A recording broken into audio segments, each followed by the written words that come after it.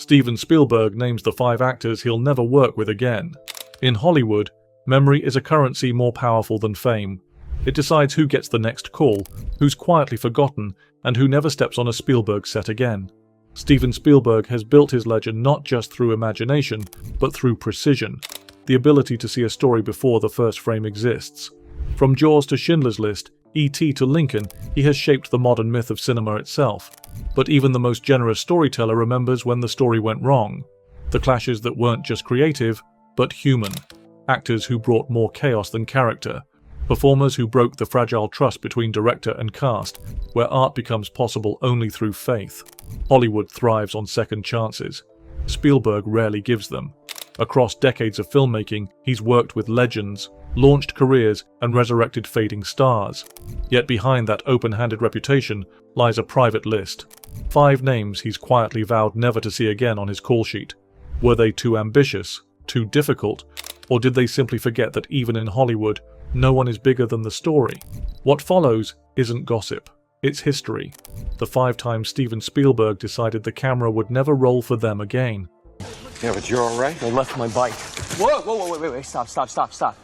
Shia LaBeouf, the prodigy who spoke too soon. Spielberg once called Shia LaBeouf a natural. In Indiana Jones and the Kingdom of the Crystal Skull, he saw a future leading man. But after the film's release, LaBeouf publicly blamed the director and script. For Spielberg, that broke the oldest Hollywood code: loyalty in public, honesty in private. Their collaboration ended that day, and the phone never rang again. When Shia first appeared on Spielberg's radar, he was a storm of instinct and ambition. Restless, brilliant, unpredictable. Spielberg had produced Transformers, the film that launched LaBeouf to stardom, and saw in him the rare mix of vulnerability and spark that made audiences believe. Casting him as Indiana Jones's son was more than a studio move, it was an act of faith.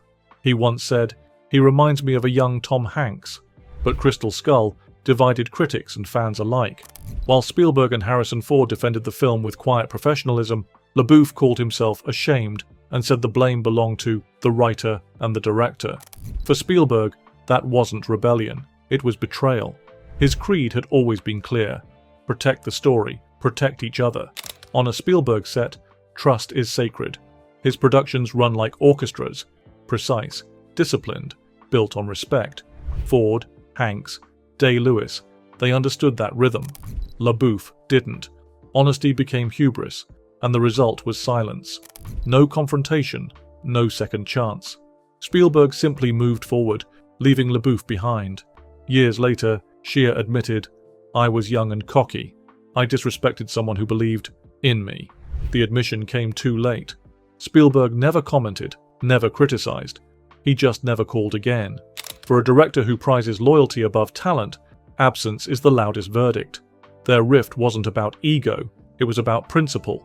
Spielberg believes filmmaking is an act of trust, a shared leap into the unknown. When that bond breaks, no performance can rebuild it.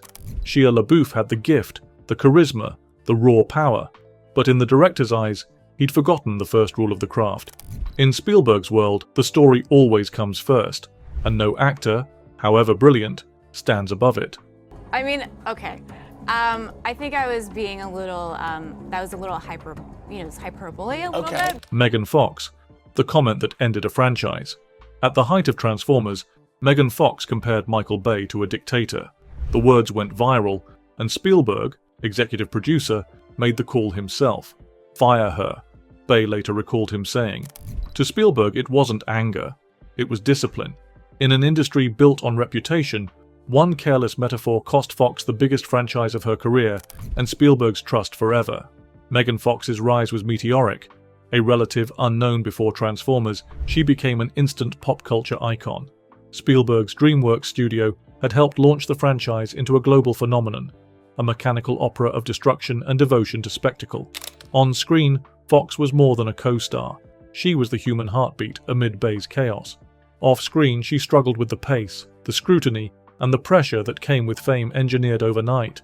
During a magazine interview promoting the sequel, Fox compared Bay's directing style to that of Hitler. The quote detonated. For Spielberg, who has devoted his career to preserving Holocaust memory through films like Schindler's List, it wasn't just a bad joke, It was a violation of something sacred. Stevens said, "Fire her right now." Bay complied. Fox was gone before production on Transformers. Dark of the Moon began. She later insisted the comparison was exaggerated, that her frustration had been taken out of context. But context couldn't undo the echo. Spielberg's silence afterward said everything. For a filmmaker who has championed empathy, history, and grace under pressure, Fox's words cut against the very values he built his empire on. Years later, Fox expressed regret. "I was young and I spoke without thinking," she said, acknowledging the consequences of a single metaphor that traveled faster than any explosion in Bay's films. But Hollywood, like history, rarely rewrites itself. Spielberg never spoke publicly about the incident again. He didn't need to. For him, professionalism is not negotiable. It's the foundation of every story. Fox's talent was real, her beauty undeniable, her charisma effortless. But in Spielberg's realm, respect isn't an accessory. It's the price of admission. One comment ended her chapter in a billion-dollar saga, not because of ego, but because, in Spielberg's world, words carry weight. And once spoken, they cannot be unsaid. Yesterday I quit acting. Today I'm going, maybe I'll keep doing it. I wrestle with this. I'm addicted. Christian Bale, the perfectionist who refused to yield. Spielberg discovered Bale as a boy, leading Empire of the Sun with astonishing focus. But that same intensity became a wall in later years. When talk of reuniting surfaced, both quietly declined. Bale's relentless method and Spielberg's symphonic precision spoke different languages. Each respected the other's craft, but neither was willing to surrender control again.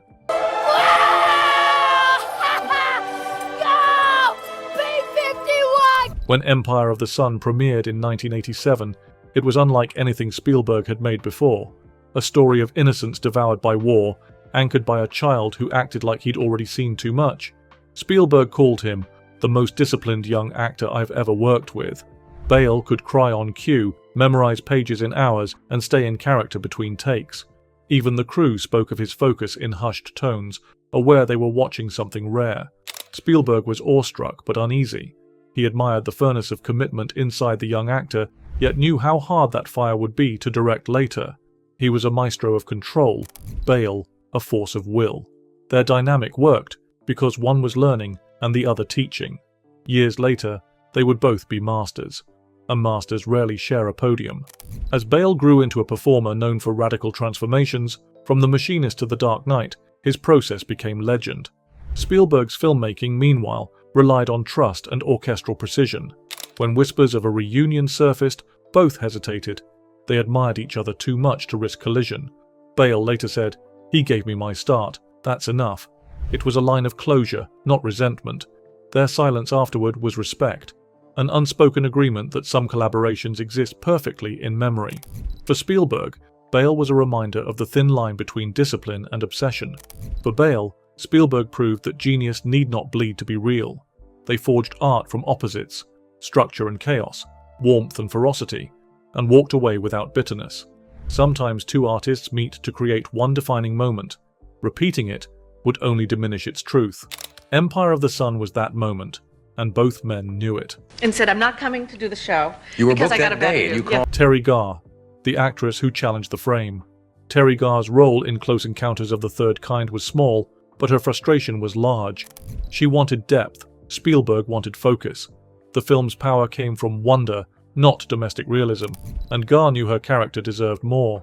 Her candor made headlines, and Spielberg, young and fiercely protective, took it personally. They never worked together again. Roy, open this door! In 1977, Spielberg was reshaping cinema with awe. Close Encounters was a spiritual journey disguised as science fiction, a story of humanity reaching for the unknown. Garr's Ronnie Neary was the earthbound counterpoint to Richard Dreyfuss's dream-chasing Roy. But where he was allowed madness and vision, she was confined to fear and tears. It wasn't a woman's story. It was his story. Spielberg saw her role as emotional anchor, a symbol of the ordinary life that slips away when faith takes over. But for Garr, it felt like reduction. She wanted to play the truth of a woman watching her family collapse, not just react to it. On set, she questioned direction politely but persistently, asking for context and motivation. Spielberg, still in his early 30s, took it as a challenge to his authority. The more he tightened his control, the more she pushed for freedom. The film's success turned him into a superstar director, but Gar was left with a lingering sense of what might have been.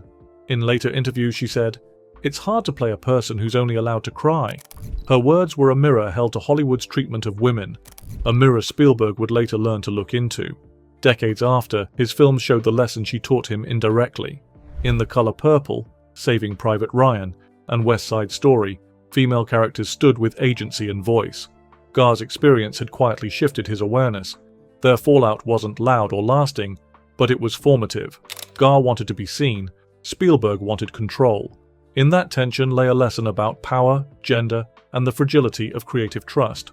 Sometimes the actors who challenge a director don't break his vision, they broaden it. Terry Gar did exactly that. Steven Spielberg, I find quite confused in his recollection of me. Julia Roberts, the star who tested Neverland. On Hook, Spielberg faced one of his toughest productions. Julia Roberts, playing Tinker Bell, found herself isolated and overwhelmed by the film's chaos. Rumors called her Tinker Hell. Spielberg later said she was lonely, not difficult, but the rift was clear. Two icons under pressure, one lost connection, and a partnership that never returned to the screen. Why are you in Neverland? That's easy. By the early 1990s, Julia Roberts was at the height of stardom. Spielberg, already a living legend, was returning to fantasy after years of historical drama and adventure. Hook was meant to be his triumphant reimagining of childhood wonder, but the production, plagued by rewrites and sprawling sets, became a strain for everyone involved. Roberts filmed most of her scenes alone, acting against empty air and blue screens, confined to a miniature green world. Isolation can erode even the most seasoned performers. Crew whispers turned into headlines, painting her as volatile, unpredictable, even hostile. She wasn't difficult, Spielberg told 60 Minutes years later. She was just isolated. It was both an explanation and an olive branch, but the damage was done. Spielberg, who thrives on harmony and communication, struggled with the tension. His sets are famously structured, built on trust and rhythm, but Hook tested that rhythm daily. The scale, the technology, and the pressure of expectation collided into one of his most difficult shoots. Roberts, under immense scrutiny, became an easy target for studio gossip. When the film wrapped, both parties stepped away quietly. No feud, no public falling out, just silence. Roberts never appeared in another Spielberg project. When asked about the experience later, she said simply, "It was a tough shoot, but I learned a lot." Spielberg too carried the memory gently but firmly, proof that even the brightest collaborations can lose their spark under too much light. Their separation wasn't about personality, it was about environment. Spielberg's imagination built worlds. Roberts' gift was empathy. In Neverland, those strengths collided instead of blending. In the end, Hook remains a story about belief, and in Hollywood, belief can break as easily as it's born. For Spielberg and Roberts, it was never about anger. It was about knowing when magic has run its course. In Hollywood, legends aren't built on perfection, they're built on boundaries. Steven Spielberg's story with these actors isn't one of revenge or resentment. It's about what happens when art collides with the limits of trust. Every director learns that some partnerships burn too brightly to last. Every actor discovers that not all scripts are meant to be rewritten. What remains is the respect that lingers after the curtain falls, the quiet understanding that creation and conflict are sometimes the same language. Spielberg's brilliance was never just his vision, it was his faith in the people who helped him build it, and his resolve to walk away when that faith fractured. Which of these stories surprised you most? Tell us in the comments, and if you love exploring the untold corners of cinema, subscribe for more stories that look beyond the frame.